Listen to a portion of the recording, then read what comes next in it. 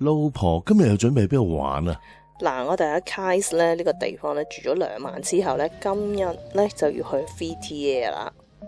咁我哋食埋個早餐就出發咯喎。老公啊，你知唔知呢度咧有幾樣嘢好出名噶？其中一樣咧就係芝士啦。咁咧你記住咧，落啲蜜糖撈埋嚟喺麵包上面食喎。乜嘢咁樣好食啲嘅咩？當地人教我嘅，同埋我都真係試過噶。咁我哋執好晒行李之後呢，我哋就向住 VTA 出發啦。呢一度海灘又多，古城又多，哇！即係有啲行到悶喎。你唔可以咁講噶，因為呢啲呢都係呢世界文化遺產嚟噶，同埋好多時佢哋呢都記錄咗希臘、羅馬時代嘅一啲歷史，所以其實都佢嘅價值噶。揸咗2個幾鐘頭車呢，我哋就嚟到我哋嘅目的地 Telefria 嘅間酒店啦。呢間酒店呢，就叫做 Yaponmia Hotel。呢間酒店呢，老公你睇下個泳池咪好靚呢？都唔錯喎。雖然呢，佢係一間 boutique hotel，雖然都有啲細，但係呢，我就中意佢比較精緻喎。個扎古池一陣間嚟玩下先。同埋呢間酒店呢，原來以前呢係有一啲大陸嘅真人 show 喺度拍過喎。大陸真人 show？ 係啊，話啲有人喺度住過咯。我哋講翻間房啊，不如？係啊，間房呢其實我好中意嘅，因為呢佢有啲即係細得嚟又好 cosy 嘅感覺啦，咁樣。同埋呢，佢個設備係好齊全嘅，入到去呢個感覺好 relax。例如頭先雪櫃裏邊啲嘢可以任飲啦，最中意就係個洗手間夠晒大啊嘛。你睇個浴缸正到喎。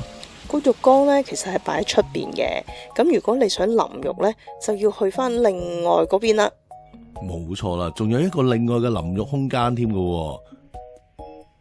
我哋依家咧就揸翻半個鐘頭車去 Overdeniz。Overdeniz 係一個咩地方呢？係一個有海嘅地方，同埋有一樣好特別嘅活動，我準備安排俾你玩嘅，老公。呢一度度度都有個海噶啦。係啊，但係呢度呢個水呢真係好清，同埋好舒服。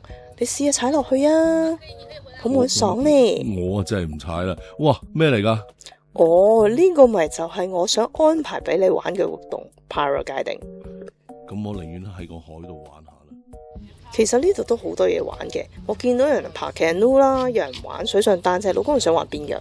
我睇下人玩得啦。吓，你真係？但其實呢，地中海地區呢，大概夏天嘅時候呢，都成40幾度，嗰個時候落水呢，就真係覺得無比涼快。最估唔到呢間係乜嘢？呢間係 Starbucks， 海灘型嘅 Starbucks， 買嘅應該係一樣嘅，但係個 feel 就好唔同。啲高爾夫球車又去邊噶？沙灘同沙灘之間呢都有啲距離嘅。如果咧你拎住多嘢啦，或者帶住細路呢，坐 buggy 呢就會比較舒適啲啦。哇！呢一度又係咩地方嚟噶？咁靚嘅？呢度就正咯。我諗住帶你去玩 Paragliding， 喺上面個山飛落嚟。不過我哋首先要去揾人先。揾邊個人啊？咁係要揾個 sales 幫你訂嗰個 first service 啦。搭咗纜車上去先啦。係啊，因為呢，我哋呢要喺呢個包包山呢度飛落嚟嘅。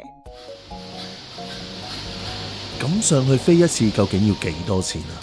嗱，包個教練啦，包器材啦，包埋你影相錄影，800零蚊左右啦。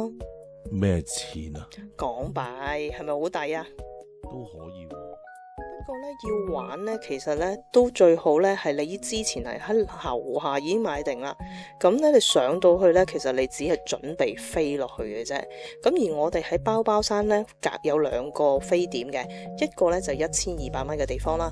我哋會揀咗最高嗰個1700米。其實喺個纜車睇翻落去呢，都係一個享受嚟嘅。嗱，大家睇下，下面呢就係我哋今朝早去嘅地方啦。就係呢個大平台度飛落去啦。咦，我哋見佢有一個人自己飛喎。係啊，因為嗰啲呢其實已經係玩開嘅。要同大家講下呢個地方。原來呢，全世界呢玩呢個 Paragliding 嘅地方呢，呢度係5大點其中之一。一陣間係咪咁樣？我同你一齊咁飛落去啊 ？No， 我係唔會同你一齊飛嘅。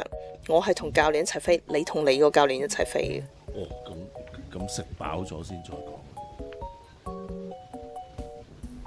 其實上到嚟呢，唔一定係飛嘅，飛嘅人呢，固然係佢嗰邊飛啦，但你都可以上嚟食餐飯嘅喎。純粹睇風景嘅啫喎。係啊，不過呢，好講真啦，就1700幾米就有啲涼嘅，上嚟呢，都真係要着多件衫嚇。其實冇其他交通工具㗎啦，就只係可以搭纜車嘅啫。咁喺度食件嘢，啲嘢就旅遊區價錢啦，比較貴少少。不過風景就真係一流嘅。係啊，因為可以一路睇住人哋飛，一路食嘢喎。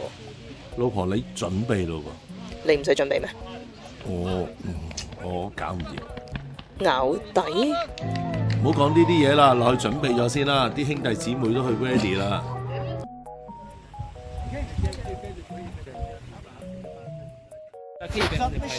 Abi 360 derece fotoğraf videolar çekeceğiz ondan ekstra. Almak istiyorlar mı? Okay, walk right? Yeah. Oh, walk. 路咩路啦，都出咗去啦，樓下見啦。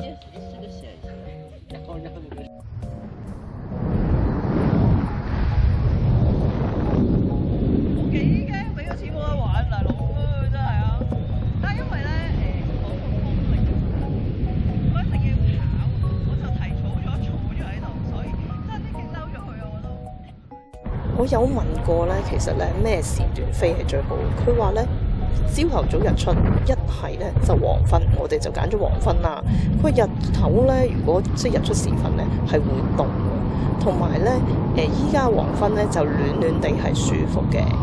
同埋咧，我發現咗咧喺高空上面睇，我呢度咧大概係1500幾米咁啦，睇落去啦。咁睇落去同我咧就喺個平台嗰度睇風景咧，真係兩個 feel 嚟嘅。同埋咧，佢又嗌你做鬼咁多動作，又要飛啊！佢有時咧又要你咧幫下手拉下個傘喎。咁我都幾忙嘅。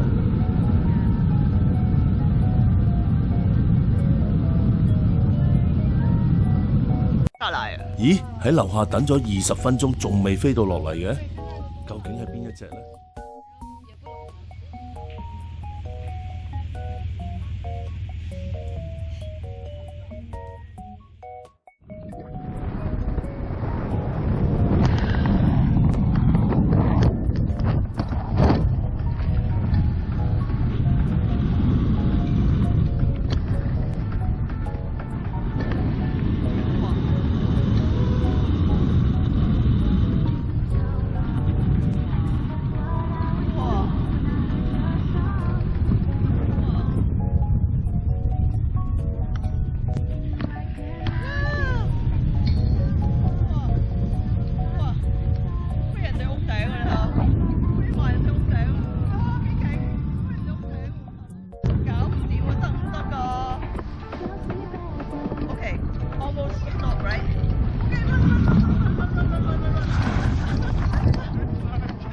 哇，老婆勁喎，降落得咁好嘅。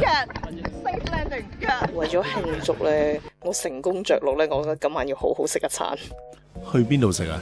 去魚市場嗰度咧，就有啲燒烤海鮮食嘅。不過咧，呢個魚市場啊好得意喎。首先咧，個魚市場賣魚嘅地方咧，竟然喺個中庭嘅中心，而啲餐廳咧就圍住你魚市場嘅。點解啲魚全部都死？哦，咁係因為佢哋嘅賣魚嘅方式同我哋方式唔同嘅。咁但係的而且確咧，都係真係有少少腥地嘅。咁啊，你去買啲嘢食啦，我去霸位啦。哦，唔使嘅，其實間餐廳有一點嘅，你唔使喺嗰度買魚。哦，佢哋呢度啲頭盤咧，其實咧都好豐富下嘅。嗱，你睇下，佢又見到我係外地人咧，任我影啊！咁你買啲頭盤翻嚟食啦，好啦。我點咗啦。不過咧，呢間餐廳咧，大概咧有4間嘅，有4邊嘅。咁咧，我發現每一間咧都好熱鬧。好啦，就快有嘢食啦！第一個盤鳳爪排骨係嘛？梗唔係啦，矮瓜嚟噶，搭後面嗰個狼一齊食嘅。咁呢個沙律嚟嘅。呢個沙律就一般啦，跟住呢個就好似驚喜少少喎，炒蛋。呢個你同我講係海鮮？